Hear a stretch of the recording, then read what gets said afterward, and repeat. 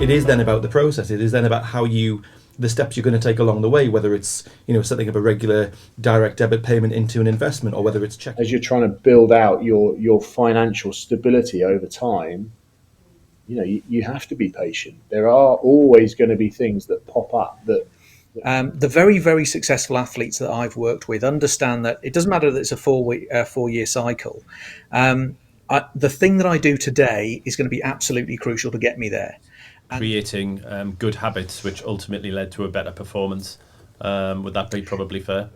The point, I suppose, is that people don't just have that. They have that because of years of, taking those small steps and building it up and not being put off when you get downturns in markets, almost seeing that as the opportunity to get into the markets, and it's the perseverance that ends up with the 5 Six Nations coming up soon. We've got a New England manager who I know you know pretty well, Tom. Who's going to win the Six Nations?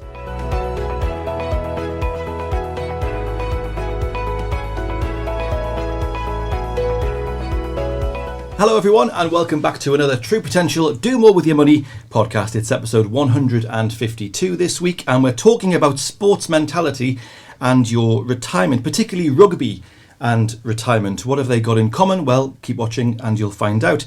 On the subject of rugby, I'm joined by a very impressive scrum of guests. In the studio today, we've got Daniel Hooker Harrison and Neil Backrow Rayner. I could have gone much worse than that. But they're from the world of finance, of course, and we'll get into that very shortly. But we're absolutely delighted today to be joined by two guests who are from the world of sport and performance. We've got former England Rugby Union international Tom May and expert performance coach Simon Hartley with us on this week's podcast. Gents, it's absolutely wonderful to have you on. Thank you very much for making the time to join us. I'll come to you first, Tom. How are you doing? It's good to have you on the podcast. I'm very good, thank you. Thanks for having me. It's great to be here on your 152nd episode. I think that's an outstanding achievement in itself. To be able to talk about sport, retirement, perhaps some of the financial element and financial focus that players should be having, but potentially don't have as they move towards that point in their career it's good to be able to be here and chat about it. Absolutely. Tom has given me an idea there. We should have, like in sport, you get caps. Maybe we should have podcasts like caps. We'd have 152 of them now, wouldn't we? Which would be... You'd have more than me now, Peter. You've overtaken me in the podcast sweepstakes. Yeah. Or cap stakes. Caps, that's it, yeah. Let's go across to Simon, who's joining us as well. Simon, I think you've got the best backdrop. I mean, this is a good backdrop. Tom looks very relaxed in his backdrop, but that's an England cricket jersey. Am I right behind you? It certainly is, yes. Yeah, it's a one-day international jersey from a few years ago. Yeah, you've slightly bust my rugby theme here, because I know a bit about rugby, but I know nothing about cricket at all, so I couldn't even begin to come up with a cricket pun, probably to everyone's pleasure and delight, I would think. How's that for a joke? Yeah. I do the jokes. I do the jokes. Sorry, Peter. Sometimes they don't even get a laugh. No, rarely. I want to just before we get into the real topic. I mean, Simon and Tom, a lot of people will maybe know you from your world of your online, your podcasts and your blogs and things, but some people won't. So maybe Tom, just give us, if you wouldn't mind, a little bit about your career, to date, where you've started in the world of sport and kind of what you've moved into, what you're doing now. Yeah, I was born and grew up in London and moved to the sunny northeast when I was about 18, and I spent 10, 11 seasons at Newcastle Falcons before moving across to France for a couple of years. Came back to Northampton Saints for 2 years and then finished my career in London with London Welsh. So I sort of had a long career playing rugby, maybe 18 years. Probably 300. Well, my mum knows the number off by heart, so I didn't keep account of my sort of games, but it's 384 first team appearances in top flight rugby, whether that be here in the Premiership or across in France, and was fortunate enough to be capped by England, and also played for them at every representative level. That's sort of my playing career, and as much as that feels fantastic to actually be able to look back on that now, my God, it feels like an absolute age ago. I think sometimes when I get out of bed in the morning, my missus sort of says to me, "Did you really actually used to play rugby?" Because it's a very slow shuffle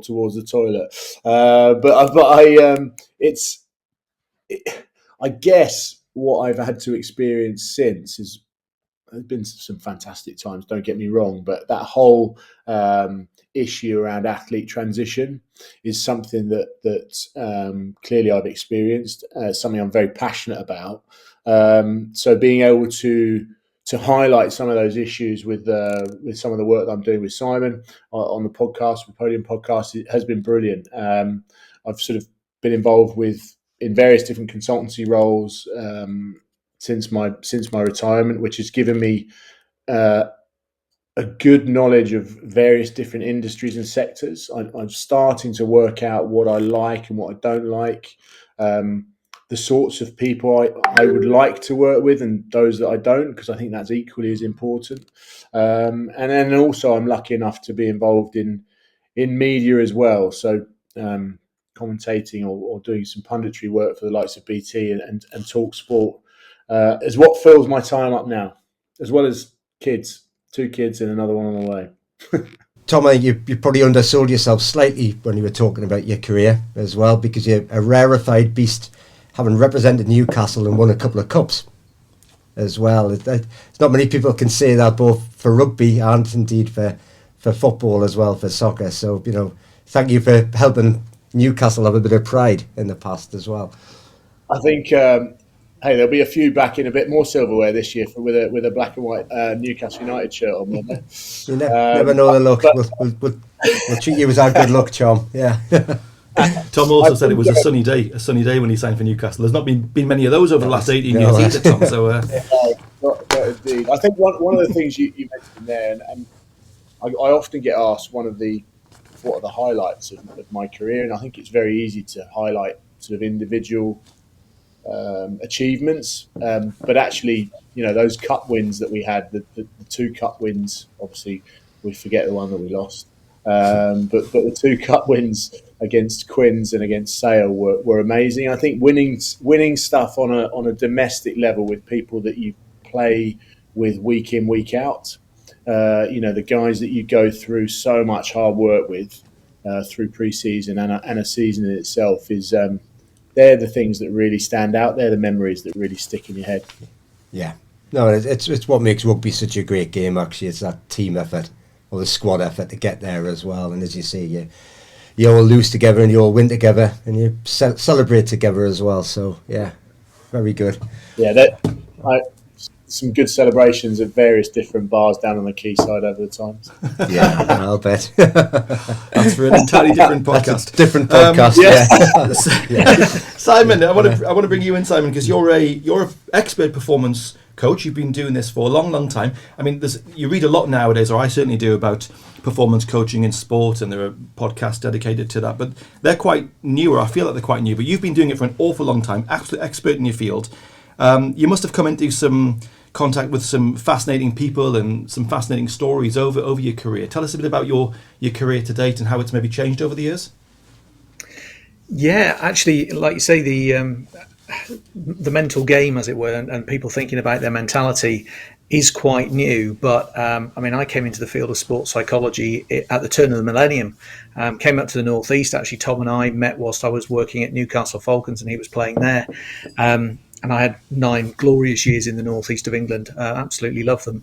But I was one of the very, very first full-time sports psychology coaches, full-time sports scientists working in professional sport. And it sounds weird to say it, because you'd think, well, everybody has this stuff, don't they?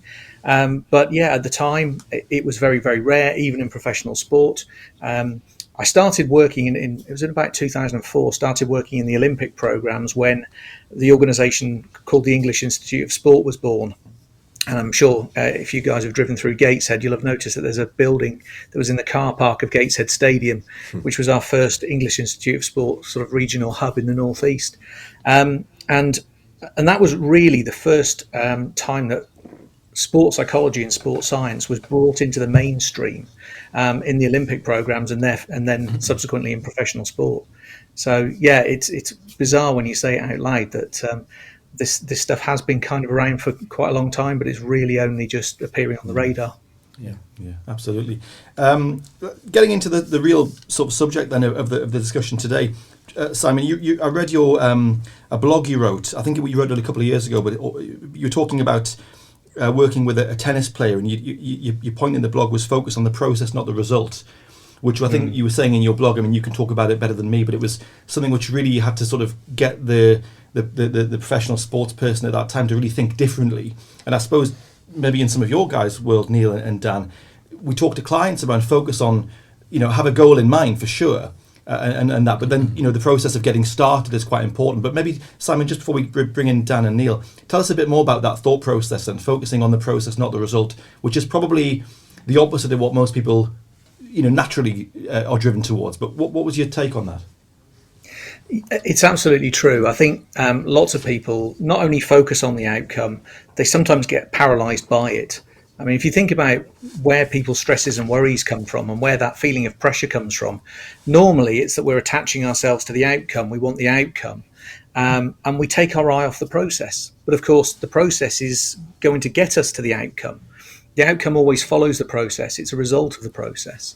And that little blog that you talked about with the tennis player, again, this is going to sound bizarre when I say it out loud, but we were talking about one of the reasons that this particular player was struggling was because they weren't actually watching the ball. You think, well, that's daft because watching the ball's just, it's so obvious in tennis, isn't it? And the reason that they weren't really properly watching the ball, they were sort of kind of watching it, not really properly watching it and focused on it, was because half of their mind was caught up on what's happening on the scoreboard. What do I look like? What will people think of me? All of that sort of stuff. And therefore, they weren't actually watching the ball. And because they weren't really watching the ball, they weren't hitting it very well. And of course, therefore, it wasn't going where they wanted it to go. So yeah, when we pull it back to, those really simple questions, what do I need to do? What do I need to do really well? What am I in control of? That's where I think we get the sanity check and we can start focusing back on the processes again. Yeah. So with that, Simon, do you still start with the end result and then build the stages, or do you build the stages and finish at the end result? Yeah, you've got to know where you're going, absolutely, and you've got to know what you want to achieve so that you can build processes that take you there. But when I've talked to people about goals and targets, most goals and targets finish with a 0. They're a round number, and if you really dig down into it, that's probably not what we really want. One of the swimmers I worked with, who was also based up in the northeast, he was a breaststroke swimmer, and at the time going under 60 seconds was considered a world-class time. That would get you into Olympic finals and get you on podiums and get you funding, sponsorship, all that sort of stuff. So classically you'd think, well, maybe his goal was to get under 60 seconds, but the true goal was to swim as fast as he possibly could, because if he could swim 59.5 or 59.4, surely that's what we're aiming at. And the round number's just a little milestone along the way. So yeah, once we really understand what we want to achieve, then we can start to put the processes in place to get it, but not get tied up with this goal being a destination. I think of goals like directional more than destinational. They take us in the given direction, but sometimes they can confine people. Sometimes they set themselves a goal and that becomes a limiter. Sometimes they set a goal that's so far away, it ends up becoming demotivating because it always looks too far away. And they always feel like a failure because there's a huge gap between them and the goal. And Neil, is that I suppose the crossover into your world? Is putting your sort of financial advisor hat on now? Are you a bit like a performance coach for a client in the sense that you're saying, look, yes, you've got a goal and you need to establish that, so you've got somewhere to aim at. But then once you've done that, it is then about the process. It is then about the steps you're going to take along the way, whether it's setting up a regular direct debit payment into an investment, or whether it's checking in periodically to know whether you're on track. Is it the same sort of thing? Yeah, quite correct. I mean, we do set financial goals with clients. You might say you want £500,000 in your pension or retirement, or you might think I want to retire in 25, 30 years. But like Simon said before, we don't focus too much on the end goal as a figurative amount, because you might say, well, okay, to get there, you might think I'm going to set up £100 a month direct debit when I'm in my 20s. But then things happen along the way. You get into your 30s, you earn more money, you might be able to contribute into a pension, and then you might get over that goal.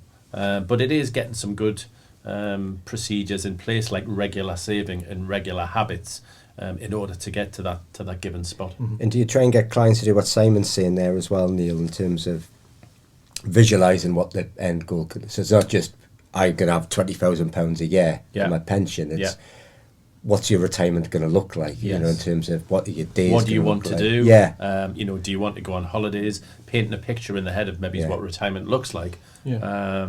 And I guess if that's all you've got, if all you've got is the end result, you know, the $500,000 picture, but you don't have the process to get there, it becomes a bit meaningless. Yeah, and it's about painting that picture in the client's head of what we can do now, and what's also as well what's under your control. There's no point in saying, you know, I'm going to put £1,000 a month away or £2,000 a month away when you don't earn that money.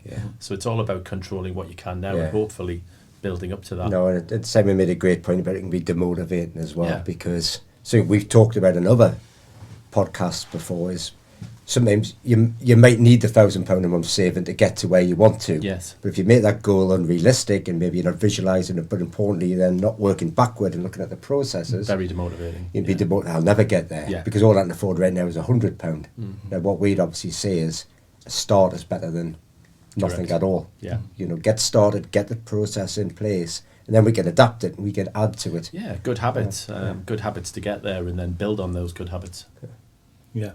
Tom, I want to just bring you back in it as well from a sort of sports person's perspective, going back to your those years when you were playing active sport. You bring me back in because of good habits. I mean, if someone like, you know, Simon or these guys came along and said, look, you know, don't forget about the end result, which is, you know, might have been winning, you know, trophies or whatever it might have been for you, or just achieving a standard in the game that you had your heart set on. And if instead they said focus on the here and now today, the little micro steps, would that have been frustrating as a sportsman? Because you are driven by, you know, achievement. I mean, or did you find that you had to go through that process yourself of focusing on the journey, not the destination? I think if you walk into any changing room, no matter what the sport is, at the start of pre-season, everyone is saying the same thing. You know, we want to win the league, or we want to win this cup, or we want to do this and that. It's actually the reverse engineering it then and going, okay, well, at the moment, we're miles off being where we need to be to achieve that. What can we do? And actually, the only way you can do that as a sports person is to monitor your daily pathway towards those goals. We had probably about a similar time to when Simon was at Newcastle. We had Steve Black working with us, and one of the things that stuck out in my mind, and I still think about it to this day, and I talk about it with my son now. You've got a sort of video camera that's up in the corner of my room here, and it's filming me all day, every day. When I review it back, when I go to bed, how has the contributions that I've given throughout that day enabled me to be closer to my end goal? And if you aren't happy with what you see on that video, why aren't you happy with it, and what can you do to change that? Now, my problem, which I've talked about quite a lot with Simon, is you set me a goal, I'll go after it. And it's just my nature. I wasn't the fastest, I wasn't the most skillful or the strongest, but I'd probably outwork you. It's just my nature. So if you set me a goal, I'll try and hunt that down. And that has been probably since my transition into sort of the non-sporting life that I have now, that's been one of my struggles, is that actually I can't take my foot off the gas, or I find it very difficult to take my foot off the gas. And I think that built-in impatience, in a way, that comes from being a sportsman, it has its benefits, but it also has a lot of drawbacks as well. Because, you know, as you mentioned there, as you're trying to build out your financial stability over time, you know, you have to be patient. There are always going to be things that pop up that come and smack you on the end of the nose when you think you're sitting in an armchair having a glass of wine. It's, you know, nothing I think is as smooth as people would like to perceive that pathway to the end goal. You go around the houses, you go over massive roadblocks. It's just how you manage your internal self, and how you can almost look back at yourself and go, do you know what? I am doing the right thing.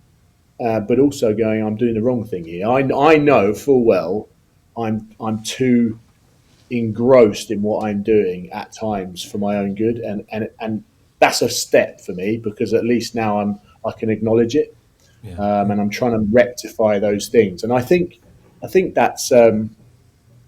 I think a lot of what you can do in terms of a sporting perspective, you can map that onto anything in life. Whether you want to, I used to have.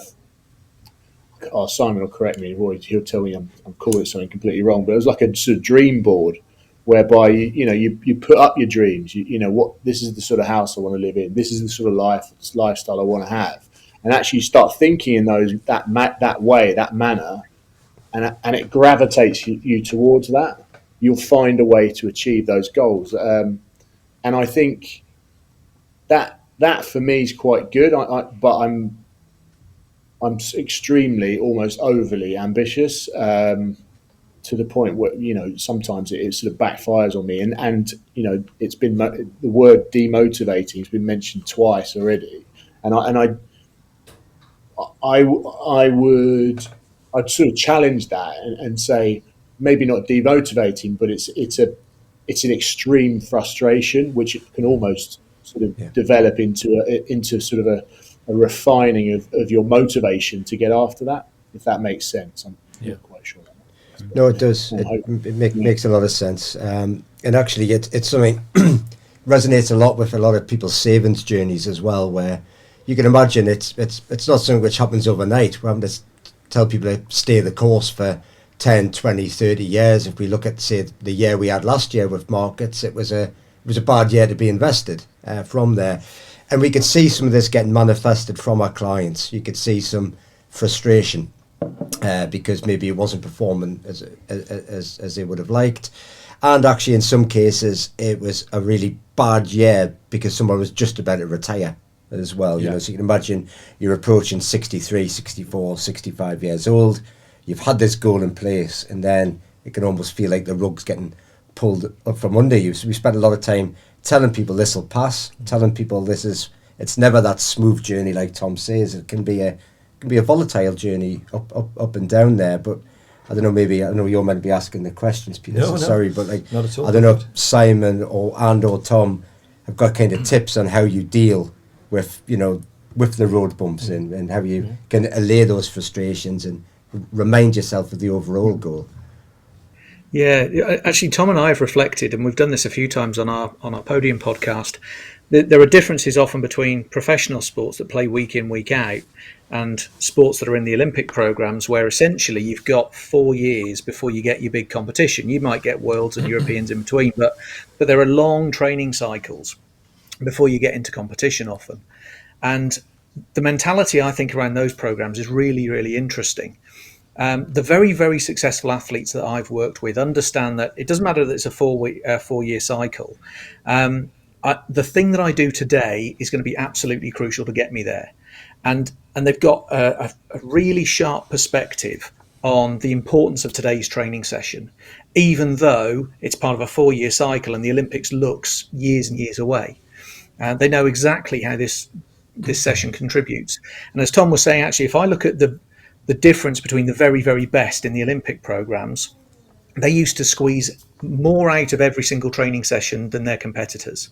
They weren't more talented. The swimmers didn't have webbed feet, webbed hands or whatever. That's not what made them great. The fact that they could squeeze more out of every training session usually gave them the edge. Interesting.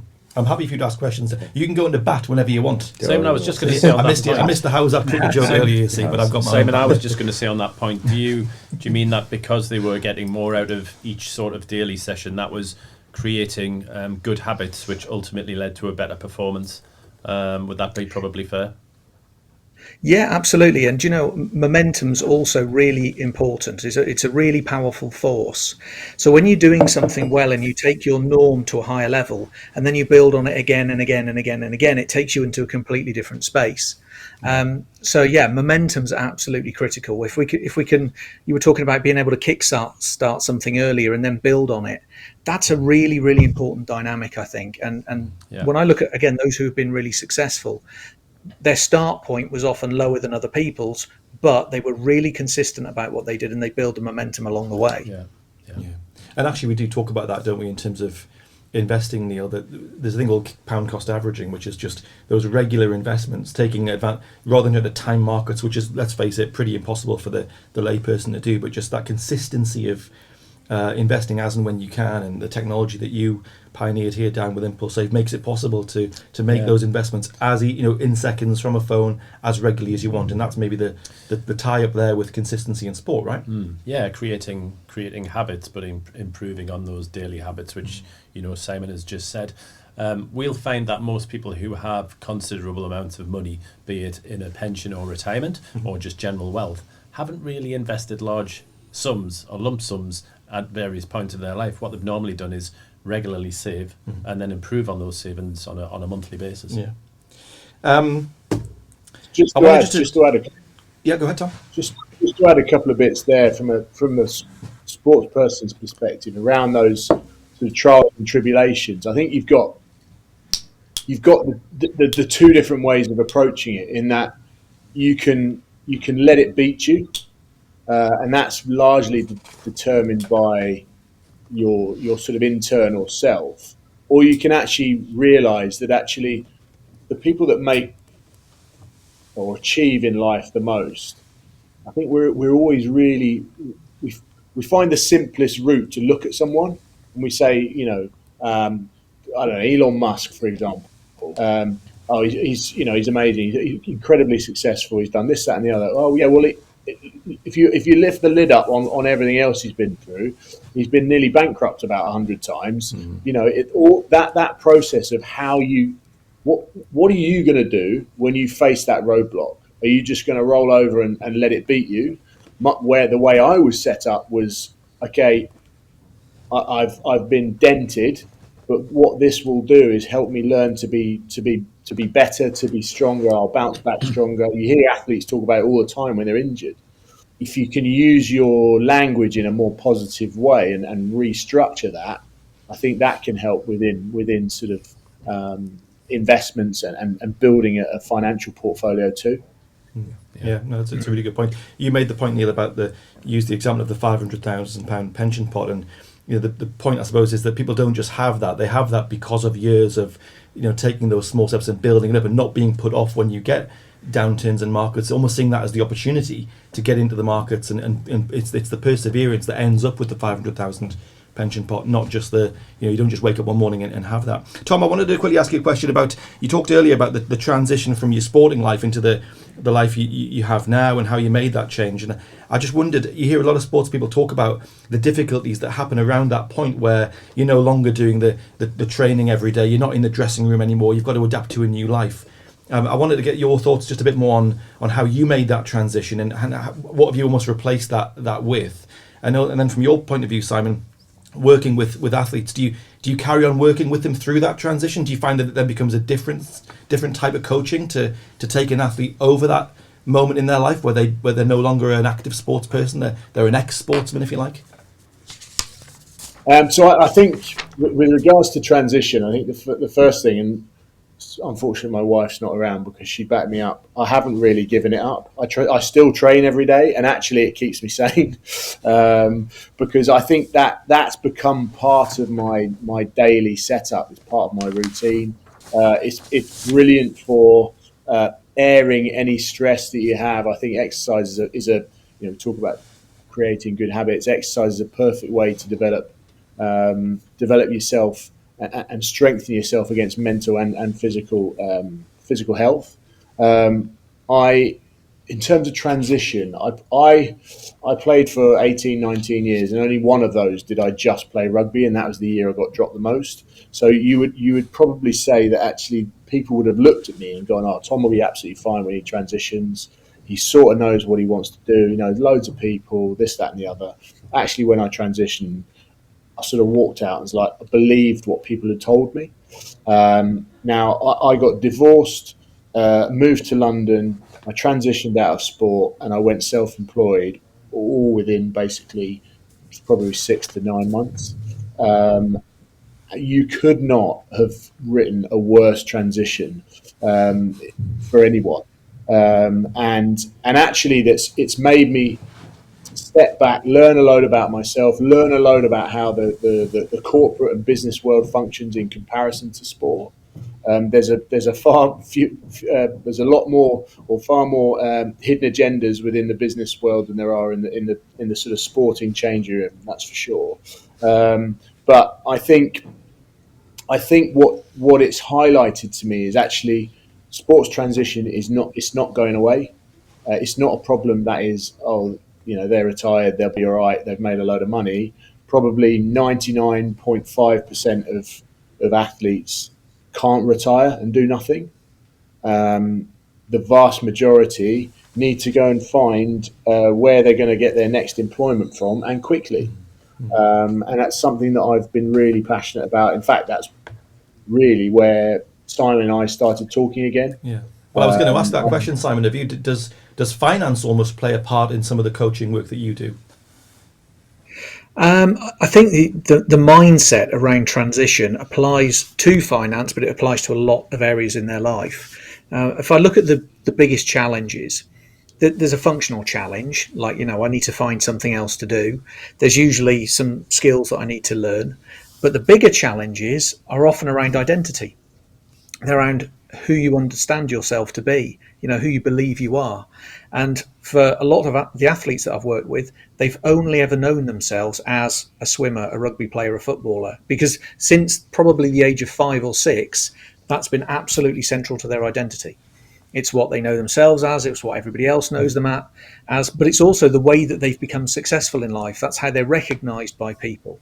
They won awards when they were at school for doing it. They won trophies, and then they might have gone on to even greater things. So there's almost like a void sometimes. What is it that gives them a feeling of self-worth? If it's not sport, what is it? A feeling of importance and all that sort of stuff. And as Tom said in the past, literally you can be running out in front of thousands of fans one day who are all screaming your name, and 2 or 3 days later you've forgotten about. The press has forgotten about you, the fans have forgotten about you. So, who are you and what are you for? So that's one element. But, the others that come with it, which also apply, and I know that the sort of challenge of identity applies to people when they retire from their professional life. If they're a chief exec or whatever and they go and retire, it's the same sort of challenge.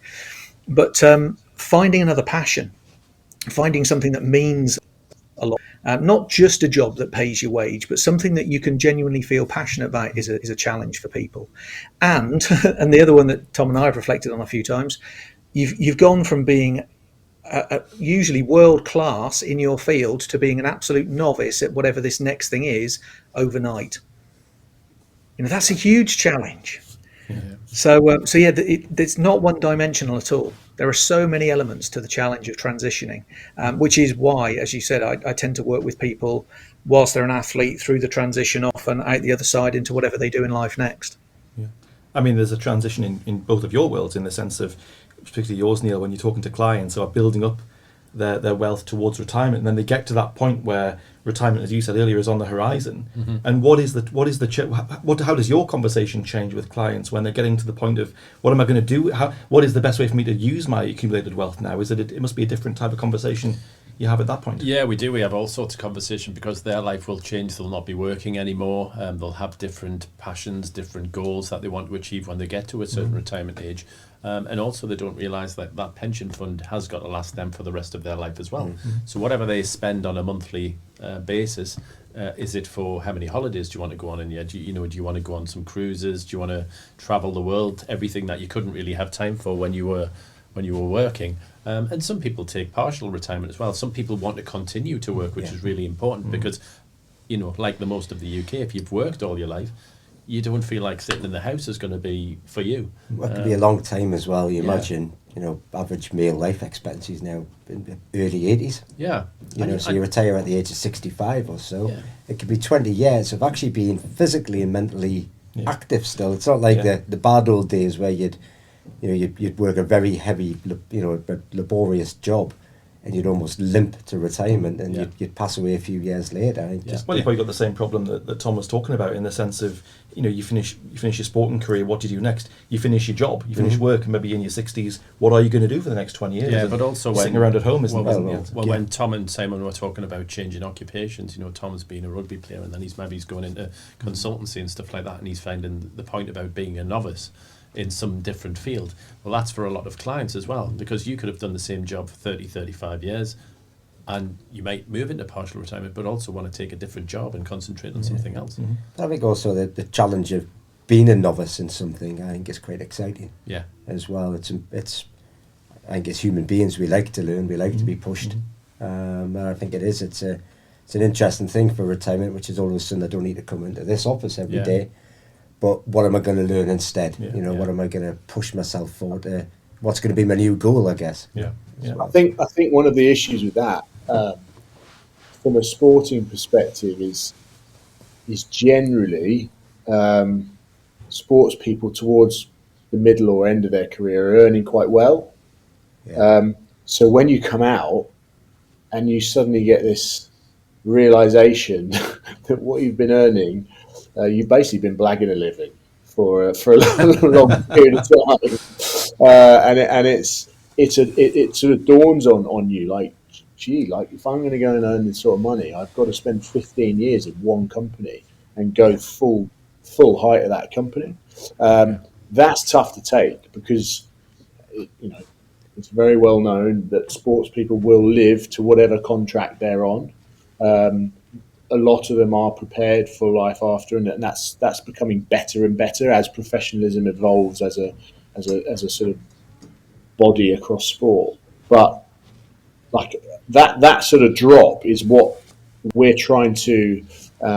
So the other business I have, Future Proof, we're trying to help athletes actually start to increase that off-field or off-pitch earnings, so that actually when the door closes, it's not like coming off a cliff and thinking, right, I'll take any tenner whoever is offering it to me, because I think that's a really dangerous place for athletes to be, because you come out of sport very naive, and people will take advantage of that. So being able to navigate that process and not make bad decisions based on your financial situations is really important.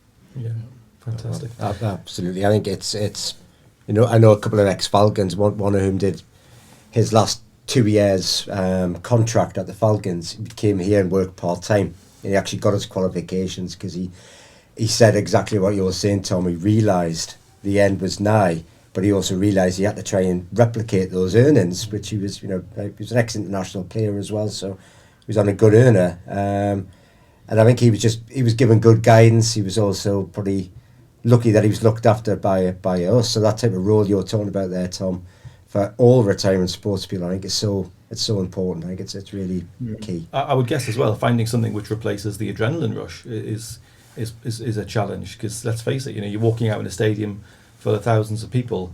You can probably replace your time, you can maybe replace your income, but the adrenaline, the feeling of, well, I don't know. I mean, I've never done it, but I would imagine that's a challenge to replace. I think you can't replace it.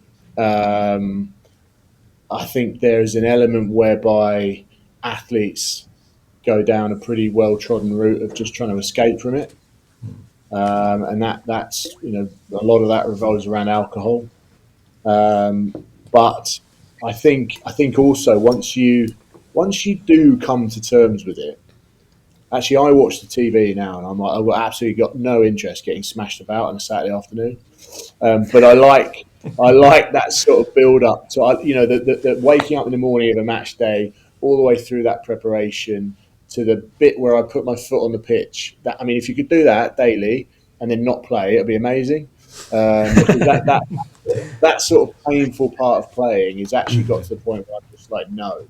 I still train, which I think, as Simon will back me up, when I was playing, I loved training. Getting paid to be fit was outstanding. So I still do that. Unfortunately, no one pays me to do it. But I play football, or I get involved in these sort of crazy challenges and run stupid distances, which on inch-long legs is not very intelligent. But it's they're my sort of outlets, if you like. You have to try and create outlets that help replace it, but understand that it's never going to come back. Well, one of the things that you do that I guess gives you a bit of a buzz is what we're doing now. This podcast, but you do your own. You've got your podcast as well, Podium Podcast. You mentioned it. Simon, tell us a bit about that. Then we're always on the lookout for good podcasts. Yeah, it's the genesis of the idea actually came from the idea that we've been talking about today. How do people transition from one area of life to another, but also how do athletes take their performance mindset and transfer that into another realm of life, into business, or most of them have gone into business, but some of them become chief execs, all those sorts of things. But actually, the guy that we were talking to last time became an artist, professional artist. So we were looking at how you translate that performance mindset into another area of life as well. We've had some absolutely fascinating discussions. One of them actually that ties into what we've just been talking about is probably the need to start dovetailing things and not have a hard transition between one part of your life and the next. And as Tom said, he's carried exercise into the rest of his life. And as he was playing, he was always engaged in other things. And I think as athletes, lots of the guys who have transitioned really well have had other things in life and probably built up to their retirement by having outlets of various kinds, interests and passions outside of sport, which I think is a very, very healthy way to go. Yeah, brilliant. I think what we've done today is sort of look at athletes that have made quite positive and successful transitions. I think what we're going to try and do moving forward is try and highlight and lift the lid on some of the less talked of side of transition, because I think I'm massively passionate about this space, and something needs to be done to change that. And first of all, it comes from an understanding from a wider audience, especially those that support sport from the stands. Amazing to have a long career where I've been supported from the stands, and fortunate that people helped me manage that process as I transitioned. But if you think about how many thousands of people could make a difference to a sports person as they transition, that's the time they need you most, is when you leave sport. And it's trying to open that story up, not paint professional sport as aren't we unlucky that we've just spent ages playing sport and getting paid for it. That's not what we're trying to do, but actually highlight some of the issues that come along with that. Fantastic. Well, look, I think it's been a brilliant discussion, and I think we've proved that between the world of finance and the world of sport and performance coaching, there are definitely many overlaps and things we can learn from each other. I've got a couple of quick fire questions, if I can, before we blow the final whistle on the podcast you today. Don't do that in cricket. No, I tell you, don't do cricket jokes. You're going to have to stop. They're going to go right over my head. I'll be out for a duck. Is that one? Yeah. Good. Right. If you could, I'm going to start with Simon first. If you could have a beer, or it doesn't have to be an alcoholic drink, we should say. You could have a non-alcoholic drink. If you could have a drink, it just shows, I've written beer down. You can tell I've written this, it's me. Spot the Geordie. Yeah. Yes. If you could have a drink, a social drink, with any sports person, past or present, who would it be? And I'm going to ask everyone. In any field. Tom May, he owes me one. Who was that? Tom. Because he's buying. Tom, same question to you. I'll say Andy Powell. He used to play number 8 for Wales. He actually he got in a golf buggy from the Vale of Glamorgan Hotel and drove the wrong way down the M4 to a service station. But he's got a lot more tucked up his sleeve that he's been up to. So a couple of beers with him would be quite good fun. Yeah. Neil, a drink with any sports person, any discipline, past or present, who would you go for? Well, I would say someone controversial, and I would say someone who's probably not allowed to drink. So I would say someone like Gaza, which would be quite entertaining. But actually, from a sport and probably a hero point of view, there was two. There was either Maradona or Seb Coe, because I used to be a big fan of him, and he used to absolutely annihilate people when he used to run. So probably Seb Coe. Good. Daniel? I don't know. I've been thinking. I saw this question ages ago, and I've been stressing about it as well. I'm not sidestepping the person. I'm very interested to see what Tom and Simon have been talking about. People who've had a almost a two-part successful life and career, because the transition and how people can turn their hand to not just being excellent at one particular thing, but then excellent on the next. That's what's more exciting to me. So rather than look for personalities, so to speak, it's more about the kind of the process, going back to what we talked about earlier. So I feel like a politician. Yeah, you dodged that one. That type of answer there, that yeah, question nicely. Yeah. Well, I'm going to start with, I've got one more then, and I'm going to start with you for to put you on the spot. Nice easy one. Six Nations coming up soon. We've got a New England manager who I know you know pretty well, Tom. Who's going to win the Six Nations? Daniel. I would just go bullheaded and all say England. I think we do. We've got Steve Borthwick in charge now. I think there's a bit of a change in the mood music around the England camp. I know we've got a couple of injuries which we'd rather not have. I know we've got our first game against the Scots, which is never much fun unless you're Scottish. Then I think it's great. You know, being Englishmen, I had to sit through a Burns night supper last night as well and listen to bagpipes and haggises and whiskey and all sorts. Yeah, it's. I want England to, obviously I am English, I'm a proud English fan, but I want us to do well. I think we're due doing well to do well, and I think we've got the right man at the helm as well at the moment. Good. Neil, not who you want to win, who's going to win? I'd go with England. I think you have to. I think we're due one, so yeah. I think we could be heading for a full house here. Tom? Who do I want to win is England. Who do I think will win? France. Oh, see there, you can tell the intel, the insight coming straight through. I think I've been lucky enough to work on some of their games through November, building up over the past couple of years. They are outstanding, and unfortunately for the rest of World Rugby, they're sort of young, very fit, and they've got the bit between their teeth with the Rugby World Cup at home next year. So I think they'll win this Six Nations at a canter. I'm hoping to get a bit of stage fright, Tom, before the World Cup, because as you say, they've had a couple of great seasons. Yeah. Simon, your turn. It pains me to say it, but I'm with Tom on this one. I'm going France for a win. I think Ireland might push them. My money would be on France to win the World Cup as well. It would surprise me if anything else happened. I'd love England to do it, but I just don't think they're close enough. I think they've got too much ground to make up from the start point that they've got currently.